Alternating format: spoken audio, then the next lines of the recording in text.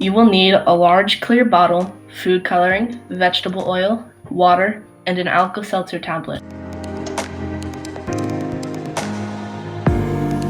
Step 1. Fill up the container about 3/4 of the way with vegetable oil. You can choose the size of the container.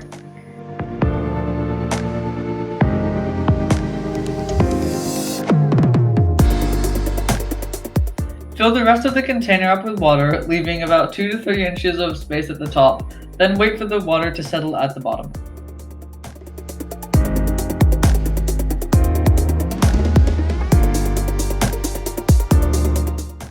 After the water has settled for about a minute, add the food coloring.